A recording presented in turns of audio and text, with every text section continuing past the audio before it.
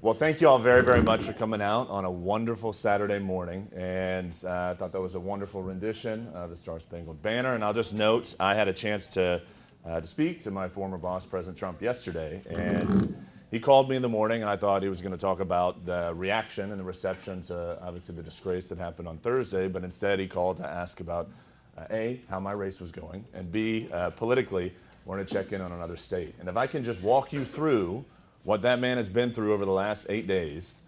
8 days ago, he was in the Bronx. And if you remember, if anybody saw that rally, that was unbelievable. That was in AOC's congressional district.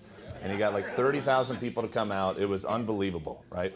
The next 2 days, on Saturday of last week, he actually asked me to go with him, but he went to the Libertarian National Convention. It was the first time a Republican, Democrat, doesn't matter, the first time a candidate went to a convention of another party. And I can tell you that was unbelievably raucous. They were wild, they were crazy, but it was smart because he knows, and we know it here in Georgia, the Libertarian Party is one of the reasons why, Libertarian voters that did not vote Republican in 2020, we had a challenge with that. He was very smart to do that, and that was tough. I mean, President Trump stood up there, they were booing, they were heckling in the back, they were doing everything they could, but he did that because he knew politically the importance. The next day, on Sunday, for the NASCAR fans among us, he went to the Coca-Cola race in North Carolina, was received like a hero, right? 4 days later, we saw what happened on Thursday, which is a disgrace. I look forward to speaking about that a little bit. And yet still, his head is held up high. And I'm not going to spoil anything, but if you tune in to X or True Social this evening and tomorrow, I think you'll see that he'll be out and about with another raucous reception. And that's who he is. That's the energy that our country needs, right? And that's exactly what he's trying to do. But before I get into the crux of my remarks, I think we have to talk about what happened on Thursday because I know it impacts each and every one of us. And I hate doing this, but I'm going to pull something out on my phone. I like speaking from the heart. I never read from notes, but I thought this was important for us to read. So 100 years ago, an attorney general, in my mind, predicted what happened. And I think each and every one of us should be fully aware of what prosecutors can do to people in this country. This is a quote from the Attorney General 100 years ago. The prosecutor has more control over life, liberty, and reputation than any other person in America. His discretion is tremendous. He can have citizens investigated, and if he is that kind of person, he can have this done to the tune of public statements and veiled or unveiled intentions. Or the prosecutor may choose a more subtle course and simply have a citizen's friends interviewed. The prosecutor can order arrests, present cases to the grand jury in secret session, and on the basis of his one-sided presentation of facts, can cause the citizen to be indicted and stand trial. He may dismiss the case before trial in which the defense never had a chance to be heard, or he may go public with the trial. And if he obtains a conviction, the prosecutor can still make recommendations as to sentence, as to whether the prisoner should get probation or be suspended, and after he is put away as to whether he is fit for parole. While the prosecutor, at his best, is one of the most beneficent forces in our society, at his worst, he can act with malice and ruin someone's life. That is exactly what we're dealing with in Manhattan today. Alvin Bragg, that district attorney, is leveraging the power of his prosecutorial ability to directly interfere with our election. And he is doing so because he is supported by an 88% Democrat constituency. Manhattan is 88% Democrat. That jury pool, 88% Democrat. And the 12% Republicans are not like the Republicans here in this room. I can tell you Congress should, and I very much hope, and if I were elected to Congress, I very much would enjoy sending a subpoena to Alvin Bragg on Monday morning, demanding he come in, demanding he bring in every communication he had with the Biden White House. If anybody saw Joe Biden yesterday, They were calling out to Biden and saying, you know, what does this mean? What do you think about this? And he just turns and grins, right? That is our president. That is what Joe Biden has been doing. And that is exactly why our Congress needs to use its investigative powers. And by the way, here's another thing. I think it wouldn't surprise you all to know that Congress sends money to the Manhattan District Attorney's Office to prosecute criminals, right? To the tune of tens of millions of dollars. Obviously, not one dime should ever be sent there again, but to take it a step further, he absolutely should withhold, we should withhold any funding, demand him to come down. And I'll tell you, subpoenas matter. If you lie to Congress, it's a federal crime, you're going to jail, right? That's exactly what we should be doing, and we should be strong about it because that's what they're doing. They're inflicting this upon us. I want to read one more thing, and again, I hate doing this because I like speaking from the heart, But to show you also what we're up against, we know about George Soros. I want to read you what his son tweeted yesterday. His son tweeted, Democrats should refer to Trump as a convicted felon at every opportunity. Repetition is the key to a successful message, and we want people to wrestle with the notion of hiring a convicted felon for the most important job in the country. So that is what the whole thing is about. They wanted an epithet to throw and attach to President Trump's name. And I read on the way this morning, Wall Street Journal noted, Biden's campaign wholly depends on calling Donald Trump a convicted felon. That is the whole thing. He doesn't want to defend his policies because they're indefensible. So what can we do as a community? What can we do? And I want to talk about my congressional race, but I think this is by far and away the most important thing we should talk about first. We all have warm memories from Christmas. The day between today, the amount of days between today and Christmas is the amount of days between today and the election. That's how quick this is coming. In 3 months, we will start voting in Minnesota and a few other states early. We have got to do everything we possibly can to get out the vote, because I can tell you, as President Trump said, the true verdict is on November 5th. And if they are successful, they will put him in prison. They will try to put our movement in prison. And I think every single one of us should be scared about what will happen. I read that note 100 years ago. An attorney general of our country predicted 100 years later what prosecutors would do. They're supposed to be trusted. They're supposed to be the most impartial people in our society. And instead, what do we have? We have prosecutors that are doing this purely for political purposes. We have one up the road, right? When Fani Willis, you watch, she's going to run for governor one day. It's going to happen, and she's trying to do this because she wants to score political points. We have got, as a community, to get out this November and do two things. We have to elect Donald Trump, the 47th President of the United States, and we have to elect a Congress that will stand strongly with him and do everything they possibly can to ensure that this never happens again.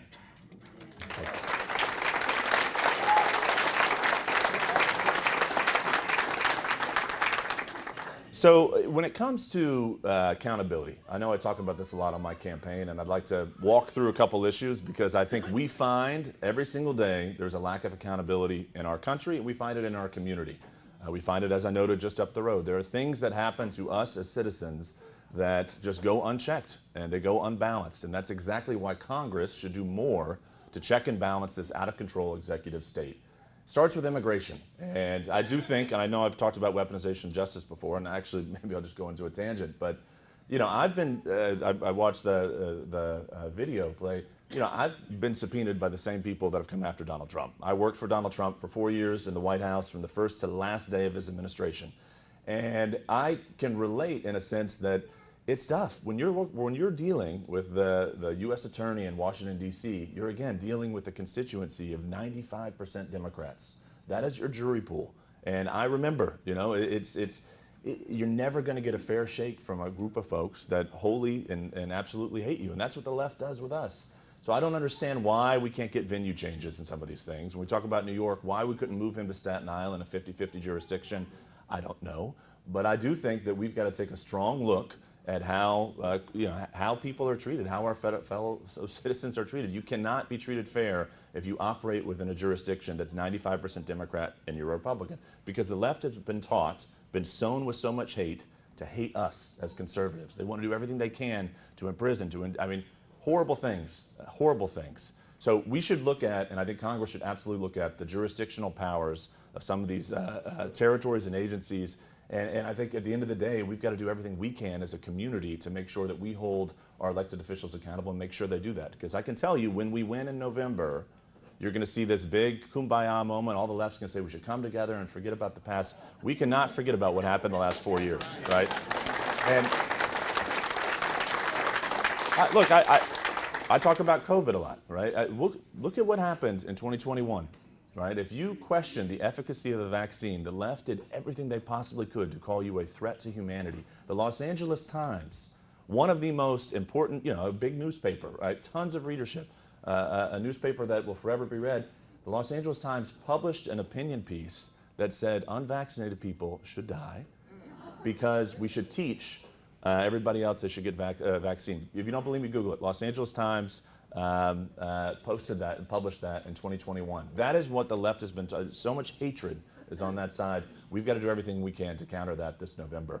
But when I talk about accountability, I think we've got to talk about some of the issues that matter to us in our community, matter to our state, and matter to the opportunities our country has going forward, and that starts at the border. Every candidate will talk about it. I'd like to walk you through some ideas, some solutions that I think this next Congress can do, what we can expect from our next congressman, what we can expect from our next Congress to solve that problem. There are 17 million illegal immigrants in the country. And I want to note, I actually encourage every single one of you, I don't want to give Google more business, but if you pull out your phone and you Google how many illegal immigrants in the country, Google will pop up 10 million. But it's 17 million. 17 million illegal immigrants reside in our country. And we know why illegal immigrants are being motivated, why they're being driven to our country. They're being driven because we all know that Joe Biden and the Democrats view illegal immigrants as 17 million Democrat votes in their column if they can get them out to the polls this November. One of the first things Congress should do, I've talked about it before and I'm going to continue to talk about it until it's in law, is that we should mandate that every single American citizen when voting should prove they're an American citizen, because only American citizens should vote in American elections. And it's a real problem. And I know this having, again, I worked for the president from all 4 years of the White House, and I've been with him for the last 3 years on the post-presidential campaign side. And it's a problem. We're dealing with it in Pennsylvania, and Michigan, and Wisconsin. Illegal immigrants go to welfare centers and are being handed voter registration cards. They're being handed a guide to say you can register to vote, and there's no federal crime, there's no federal legislation that makes it a crime for anybody that's a non-citizen to vote in our country. So I think we've got to do everything we possibly can to enact that. And I think the challenge there is what you're going to continue to see this election cycle. And just as I mentioned at the outset, right, when they throw this charge, this unbelievably fraudulent charge at President Trump last Thursday, Biden can't defend his record. We all know it. So what you're going to see, they're going to try to import Democrat votes. They're going to try to buy off Democrat votes. And you watch cancellation of student debt this October is going to happen. You look at what the Fed's going to do this October. You're going to see interest rates juggle around because they're going to try to do everything they can to unleash the economy that we could unleash if we adopted the policies that we did in the 4 years of Trump. But they're going to do everything they can in September and October to try to re-engineer our economy and re-engineer the way swing voters think. And I think we've got to stand strong against it. I asked a friend of mine, some of y'all that may have followed the Trump White House closely. Stephen Miller was the immigration architect of our agenda, very close friend. So I talked to him on Wednesday. I said, look, if successful, which we fully intend to be, you're going to be at the forefront of this. What do you need from Congress? And he said, very simply, we need the resources. Congress has not given us the resources to carry out what President Trump talks about a lot, and what I remember a month ago when we were talking, reminded y'all is now favored by Democrats. But when he is elected, this Congress should stand firm. One of the first things in his first 100 days is he should enact, and Congress should support, the largest domestic deportation operation in our country's history. So I asked Stephen, I said, what do you need for that? And ultimately, you need manpower. Our Border Patrol is crippled. We don't have enough agents. ICE officers crippled. They don't have enough agents. You've got you've got centers that need to be built. You've got beds that need to be housed. I'll tell you, it's interesting. We talk about Laken Riley and the tragedy that we saw up in Athens. Well, would it not surprise you to know that her killer was released, detained and then released on humanitarian grounds because they didn't have enough room to hold that person? So then he is off in our community, and we see what happens. So we've got to, it was very interesting, but again, the perspective and the point here is that Congress has got to stand strong, and believe me, it's going to come. The left is going to come so hard and so fast and say what they're doing is racist, they're doing all these horrible things. You've got to stand strong in Congress. You've got to stand strong, use the power of our vote. It's collectively our vote. I'm a little bit more populist, that's who I am, but it's our vote. We've got to use our vote in Congress to ensure that we support that program. We've also got to support these policies, the changing in policies that the Biden administration has completely weaponized. And I want to start with asylum. So if you are seeking asylum in our country, if you're fleeing another country, first off, the Biden administration has the most liberal interpretation of that, right? The whole concept of asylum, you go far, far back in our country's history, is if truly you are endangered or threatened or whatever the case may be, then you're given an opportunity to present yourself to an immigration judge and have that adjudicated. That is not happening today. Anybody everywhere claims asylum. They're given a one-way ticket to our country, and they say, we'll give you a hearing in 3, 4, 5, 6 years. Just make sure you come back. And by the way, here's a taxpayer-funded plane ticket and hotel room at a nice hotel in the city of your choosing so you can reconfigure with your family. That is what's happening today, and that's your taxpayer dollars. It happens at Hartsfield Atlanta Airport. It happens just under our nose, and nothing is done to check that, right? The asylum loopholes, they drive trucks through should absolutely be closed, and Congress has the unique authority to ensure that the titles around asylum policies are returned to what they should be, and they don't allow people to come into our country and wait for an asylum hearing. They've got to stay in Mexico before they're given that hearing. That's called Remain in Mexico.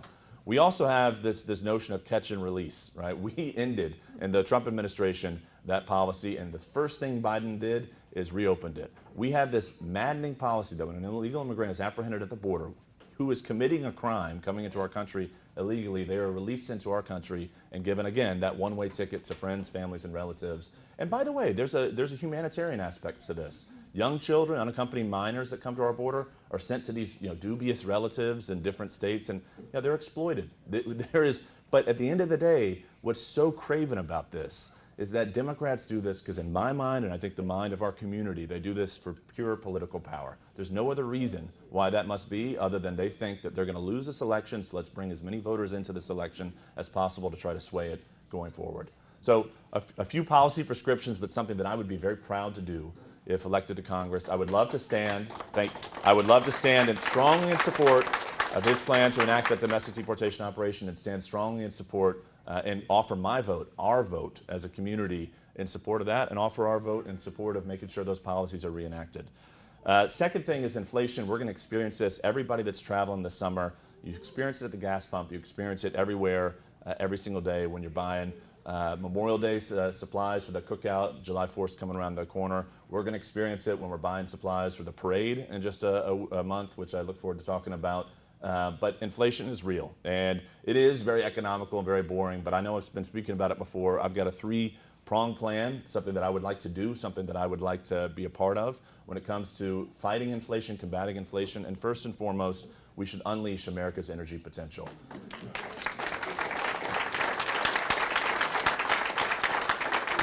God has given us abundant resources all across our country, but for whatever reason, and I think this is that liberal worldview, but for whatever reason, we are hindered from our ability to harness that energy. We've got coal up and down the Appalachian Mountains, and if you want to look at a community that is devastated by what's happening at the border, go to any coal town, because it started with Obama, continued with Biden, but there is a serious war on American coal. And coal is something that's been given to us. It's a clean energy. You can use coal and you can do it well, but you have these liberal groups that come out and say it's a dirty energy, you shouldn't do this, it's a dirty industry. Go to these communities. Now I know you want to elect a congressman to represent your interests, but we are Americans, and you go to those communities, they're our fellow citizens, they're our fellow Americans. They are ravaged by fentanyl, they are ravaged by crime because there's no industry left in those towns because coal's been taken away, right? We see this in Pennsylvania with the shale, in North Dakota with the shale, in Alaska. We have abundant resources, but you're going to find some EPA regulation that hinders our ability to unleash American energy. So what do we then have to do? Our country today tries to go out and be more dependent on foreign energy resources, foreign oil. And if anybody remembers, if you remember growing up in the 70s, look what happened when the Saudis turned off the flow of oil, right? They did that because they were under pressure by people within their country to say, you know what? Stick it to the United States, and they did. We have to be American energy independent, and if elected to Congress, I will absolutely do anything I can to ensure that happens. So that's the first thing we can do. The second thing we can do, if you rewatch that video we watched with the Star Spangled Banner, you'll see the J6 Choir, you'll see this huge image. It was special because I remember helping put that event together, but this big image of all these papers that are stacked up, and that was a deregulation event. And I remember, and President Trump is the best marketer of all time, but we were in the Oval Office, he's like, how can we describe to the American people what we've done? And said, okay, let's go ahead and get a single paper for every regulation that we've cut, and let's stack them all up, right? We had thousands and thousands and thousands. If you go back and watch that, you'll see, and this big red tape that he cut, very, very perfectly described as the marketer that he is. But that is exactly what we should do. The first thing, we can unleash America's energy potential. Second thing, we can deregulate, because anybody that owns a small business or has been responsible in dealing with the federal government knows that you are constantly hindered by the regulations foisted upon you. I was in Hogansville last night, and if anybody hasn't been to Hogansville, it's a really poppin' town, it's an incredible place. And I was talking with some folks that deal with water filtration. If anybody's in that industry, they were explaining to me that the EPA hasn't updated their regulations since the 1960s. So they're operating on 1960-year-old regulations, and these regulations should be cut.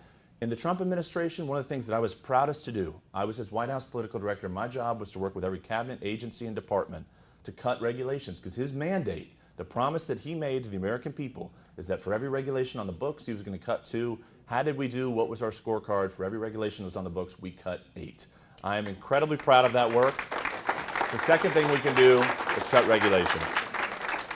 Third thing we can do is, and I know it's very easy, every politician will come up and say we should do it, but I talk about this a lot because I think we have a unique moment in our country's history over the next 4 years to do incredible things for the generations to come, and that is pass a balanced budget amendment. And I want to talk about that for a moment because I appreciate that. We haven't amended our Constitution in 34 years, right? It's been a long time since this country has come together to do it. And there are 49 out of 50 states that have some semblance of a balanced budget amendment on the books. It requires Congress, it requires state legislatures. It could be an opportunity for us as a community, as a society, to come together and do something that had never thought been done before, but something our generations going forward can certainly respect and appreciate. I think that's one of the lasting legacies we can leave for those generations to come, is to pass that amendment. So the 3 things, again, I don't want to sound overly professorial, but the 3 things we can do to fix inflation, from my perspective, if elected to Congress: support legislation that unleashes our American energy, support legislation that deregulates. There's some great ideas out there. One of my fellow opponents from the first round, Jim Bennett, talked about a really good idea. It's called the REINS Act. And the REINS Act requires that Congress approve regulations over a specific monetary threshold, and if Congress does not approve them, they will never be put on the books. I think it's a fantastic idea, something we should think about doing. And obviously, as I noted, the balanced budget amendment. Another thing that is very personal to me, and I think it's affecting the generation coming up behind me, but when people ask, they say, Brian, if you're elected to Congress and you served there for the couple terms you pledged to serve, if elected to Congress, what would the legacy, what would you want your memory to be had? And I can tell you one thing that's very passionate, I care probably most about of all, is artificial intelligence and the way that's going to affect and shape the future of our country. And that's something that's very raw for me because I experience it and I see it happening every single day. I'd love to walk you through some of the challenges that I see with that. AI, and you look at Elon Musk, who is at the forefront of this. He says, AI, you watch out. If we're not careful as a community, AI is going to end up taking over the world. And it's not an overly complex threat when you think about it. You're going to start to see this creep into our everyday life. And it starts when you see what's happening at schools today. We're all troubled by what we saw at Columbia University and all the other universities. And by the way, does it not surprise you that those protests always pop up in major media markets? Columbia, New York, Emory, Atlanta, UCLA, Los Angeles. You're not going to see this at other schools and colleges around the country. You'll see it at the big media markets because it's all connected. And by the way, funded by a lot of Soros institutes that we as taxpayers fund. But I say this when it comes to the threat of AI. What you're going to find is, and for your children, grandchildren, maybe some great-grandchildren that are in school, I hate to say it, but a lot of folks are relying on artificial intelligence to inform the way they think about opportunities, topics, and subjects. Today, if I wanted to pull up ChatGPT and I'd say, hey, can you write me a history on Fayette County, Georgia, it will write a history. And we don't control what's in that history, but we're reliant upon what is being put out by that computer and that machine, right? And it's a fun parlor trick. If I pulled up my phone and pulled up Siri, I said, hey, how many illegal immigrants are in the country? As I mentioned before, though the number is really 17 million, Google will pop up 10 million. So you're wholly reliant upon a machine or a computer to tell you what to think. In the old days, you had to go into the library, get the encyclopedias out, flip through to see what it was. That's not how it is anymore. And I think that should trouble and concern each and every one of us. When it comes to AI, you're going to find the threat of AI is you're going to see, we already have it, we already saw it post-COVID, but we as a community don't come out on Saturday mornings anymore, right? More often than not, especially the kids coming up, they stay indoors, or especially if they don't have good parenting, they stay indoors and they're relying upon a computer for that friendship, and that you're going to see AI start to take over. People are going to have relationships. We've seen movies about it, right? It's going to happen, and it's going to continue to happen if it goes unchecked. I like talking about holding big tech accountable because it's something that I think is very, very, very important for us to do. When you Google something, if you want to learn about my campaign, you're invariably, maybe some of us use DuckDuckGo or some of the other search engines, but you're going to pull up your phone, you're going to type in Brian Jack for Congress, and you're going to be wholly reliant upon what that first page spits out. And that's going to guide and shape your thinking. But just know, these are the same companies that thought after January 6th and those 13 days left in the president's administration that they could deplatform the president of the United States. That's how powerful, that's how omnipotent they thought they were. That's the same resource, the same tool that we are using to learn more about any subject or interest that we might have. That should concern and scare every single one of us. And I think this next Congress has to get their hands around artificial intelligence to ensure there are benefits to it, but ensure that the horrible things that can come from this are contained, and that we offer clear and concise and common sense guidelines to ensure that our children are not infected with what could be artificial intelligence, reshaping the way people think. And I say that because I also want to note on foreign policy. You look at what some of our adversaries are doing. Here's a good stat that may not alarm you, but certainly at this point will when you read about it and hear about it. In the 2 hours after the Hamas attack on Israel last October, I learned this yesterday, by a 99-1 margin, the internet was flooded with anti-Israel, pro-Hamas propaganda, right? And where did that come from? The Chinese Information Ministry. They seized on that moment, and in 2 hours, they flooded, and they've got thousands of people that work in these computer farms and do everything they can to flood our country with everything they possibly can to divide us as a community, divide us as a population.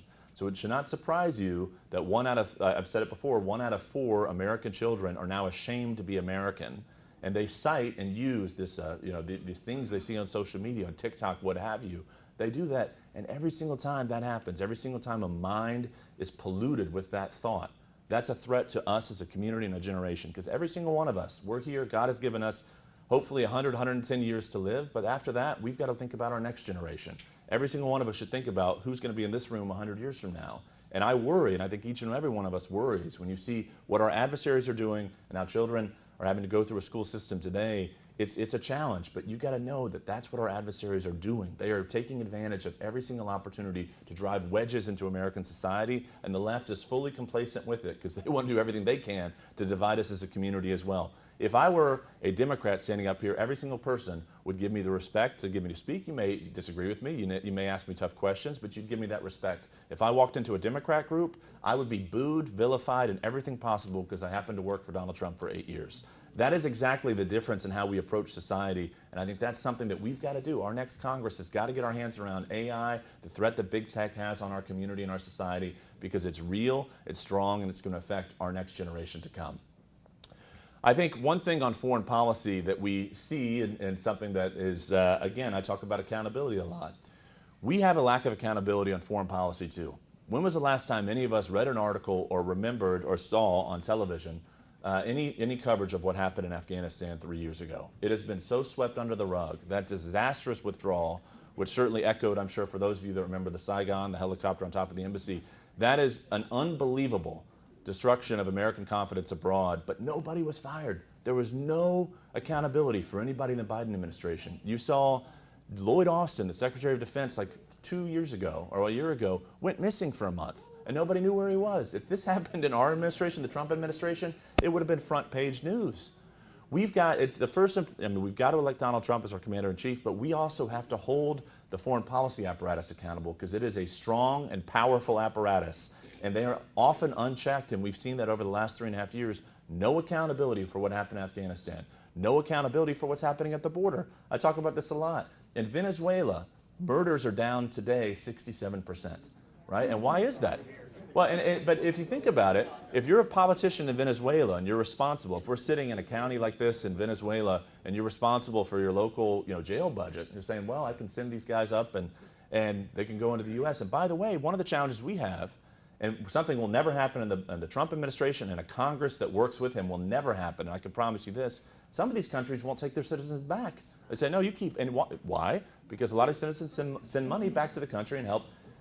It's maddening, but what you find with that the liberal global view is that we're all friends, everybody should get along, and that every country should work, and we should have open borders. That's what they say over and over and over.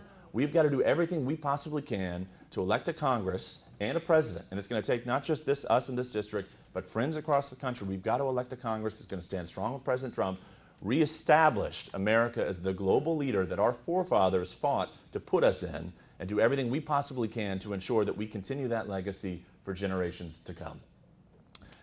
Thank you. I'll wrap up real quick. All right. So I also want to just close on one local issue, but also when I talk about accountability, one of the things that I think about a lot is what's happening just up the road. Anybody that's dependent on mail, I'm sure has had mail delays and mail delays and mail delays in Palmetto. So what happened is the U.S. Postal Service, which is the purview of Congress, the U.S. Postal Service had an idea, let's build a big center that'll sort all the mail and everything else. And you know, it's sad because you start to see some of these local post offices, which again, were the cornerstone of American towns across the country, start to go by the wayside. But the challenge that we find is that it is increasingly hard to hold civil and federal bureaucrats accountable because they are not employed at will. So I just want to walk you through my experience working for President Trump in the White House informs my worldview and how I would legislate. When I was at the White House, and many of my colleagues went this route, but I could have been fired on any day. I never was, worked for him for all 4 years, but I'm employed at will. I serve the American people, I serve at the pleasure of the president, and if he wants to fire me, that's his prerogative. We elect him to have that authority. But for whatever reason, the civil service does not operate the same way. We pay, I was a federal employee, I have federal employment benefits, but my fellow civil servants, some of these guys, it doesn't matter, they could do the most horrible things, they're never going to get fired because they have so many protections around them. You're going to hear an idea, and I would encourage you, it'd probably take like 4 or 5 pages in Google to actually get to it. But if you Google Schedule F, it's an idea that's been bantered about by some of the great minds in our country, something that I feel very passionately about because I experienced it as one. But we have to make it easier. And it's not even easier to fire. We should make it federal employees at will. You should be employed at will. If you're not doing your job, you should be fired. And you will find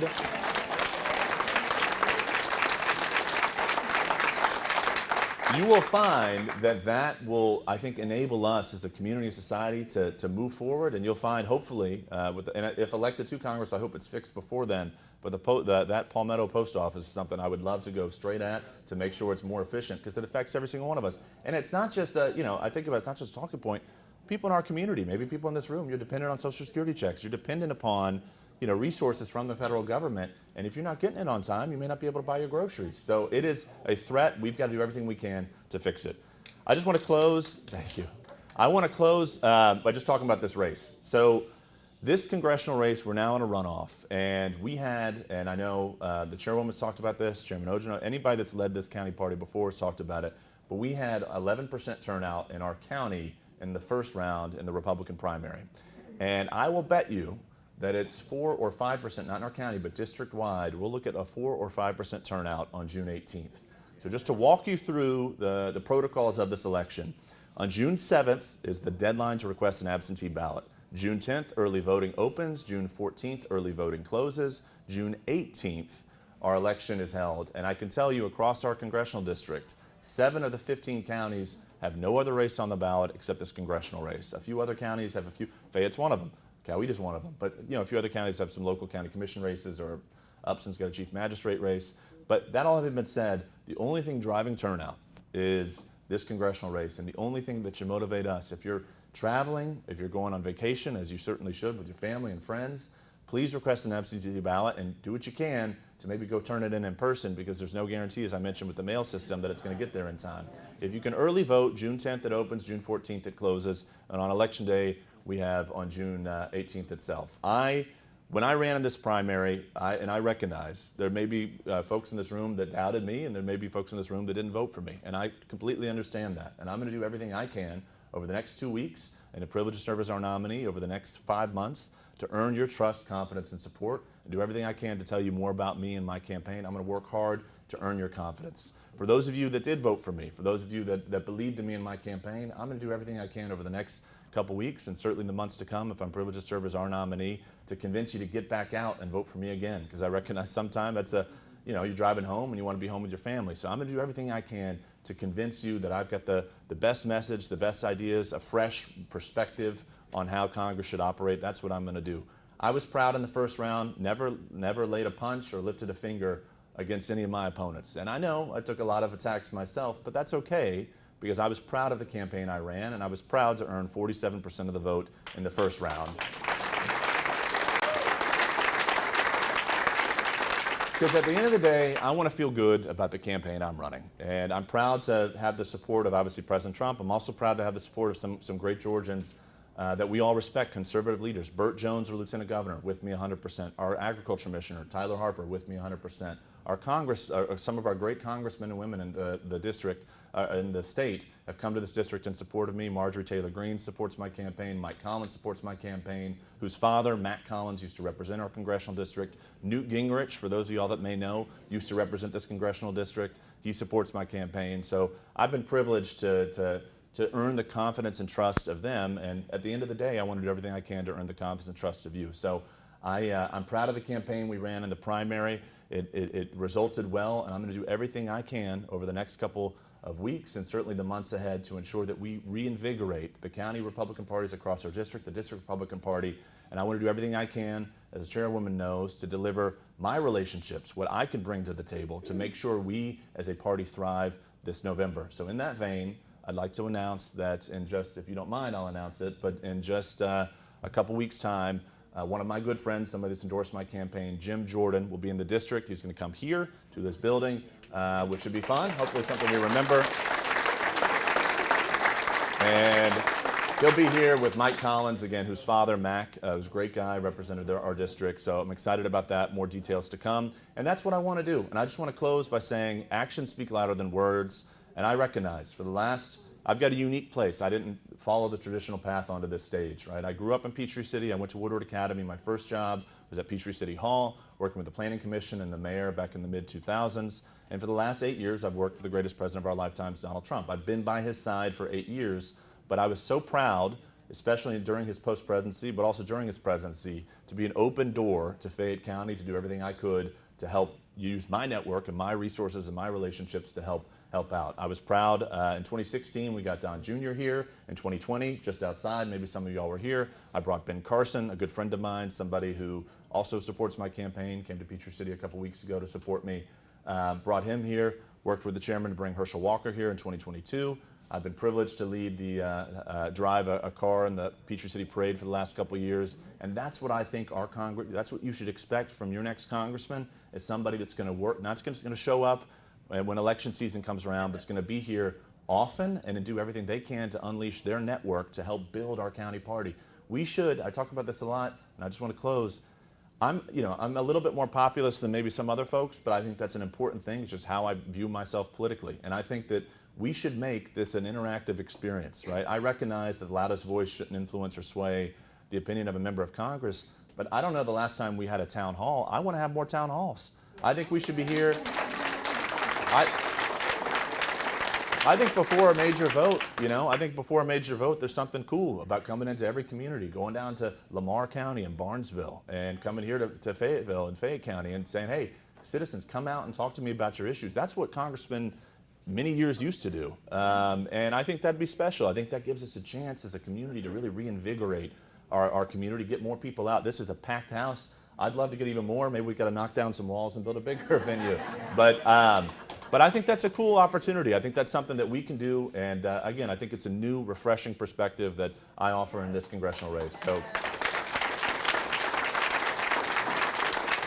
you have been very gracious with your time. I am very grateful for your kind consideration of my campaign. And I want to conclude by congratulating the chairwoman. You have completely brought life into this party and done everything you possibly could to bring out this many people. So thank you very much. Thank you. And I will see everybody over the next few weeks, and I very much look forward. If you haven't done the July 4th parade, I'm sure there's some folks here.